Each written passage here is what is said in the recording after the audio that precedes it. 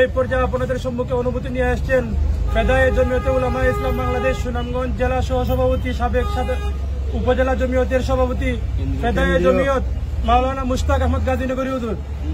অনুমতি নিয়ে আসছেন মাওলানা মুশতাক আহমদ গাজীনগরী হুজুর। নারায়ে তাকবীর, আল্লাহু আকবার। দিন ইসলাম জিন্দাবাদ জিন্দাবাদ। মুশতাক গাজীনগরী জিন্দাবাদ জিন্দাবাদ জিন্দাবাদ। মুশতাক গাজীনগরী জিন্দাবাদ জিন্দাবাদ জিন্দাবাদ।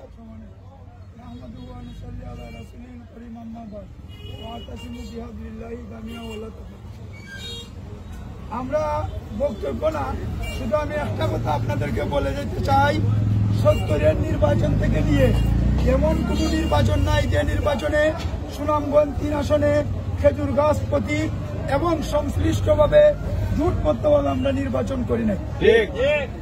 আমরা দলে একটা মায়া করছে, আমরা ওই মায়াটা যে দলে চিন্তা করে দিচ্ছে দক্ষিণ সুনামগঞ্জ বর্তমানে আর কোন দলের কি পর্যন্ত ঘোষণাকৃত কোনো প্রার্থী নাই। এই দিকে খেয়াল কইরা দলে আমরা সারা জীবনের সুনামগঞ্জের দক্ষিণ সুনামগঞ্জের ঐতিহ্যে মনে কইরা আমরার গ্রাম এবং আমরার এলাকার আমরার দক্ষিণ সুনামগঞ্জ ৩ আসনও একজন সুবক্তা, যার বক্তব্য আমরা সব সময় আসলে শুনি, উনাকে দিয়েছে মৌলানা আহমদ গাজীনগরী। এই জন্য আমরা প্রথমে আমাদের দলকে আমরা মুবারকবাদ জানাই।